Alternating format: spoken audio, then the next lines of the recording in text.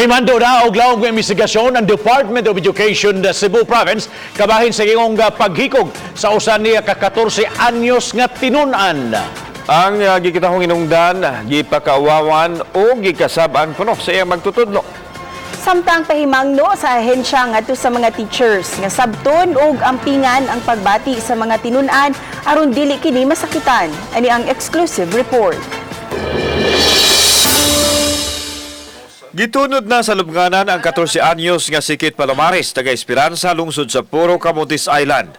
Apan nagpabili ng kasub-anan sa pamilya sa bata tungod kay gusto nilang masayran ang mga rason nganong nagpakamatay kini, ilabi na nga giingong gikasab-an kini sa iyang magtutudlo. Nakabot na sa DepEd Province ang report din giingong gisugo ang bata sa pagkuha og tubig sa iyang magtutudlo alang sa kaugalingong negosyo niini. Apan sa giran og nagarasan ang motor sa magtutudlo, hinungdan nga gikasab-an kuno sikit at ubangan siya mga classmates o gibaharan nga pabayron. Ipatawag sa DepEd, dili lang ang magtutudlo kundi ang tanang mga nakasaksi sa gihimo nini.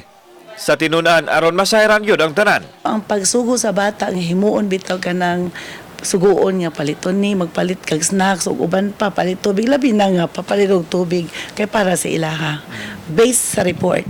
So dili gyud na siya allowed.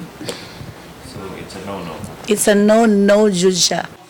Wa pa makuha og habig ang magtutudlo maong dili lang una siya nganlan. Samtang iklaro sa DepEd nga hugot nilang gipatuman ang holistic approach sa pag-amuma sa matinunan diin gisiguro ang kaluwasan ug ang seguridad.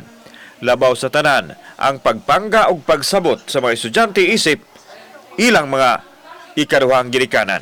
Sa ato ang manggod sa K-12 kinahanglan ni nga ang bata in nurture gid nimo, especially mo ni amo ato agod nga mission no sa Department of Education nga ang maestra to facilitate learning to happen in the classroom and nurture every learner nga naa sa classroom. Kauban si John Solon, ako si Alan Domingo, Balitang Bisdak.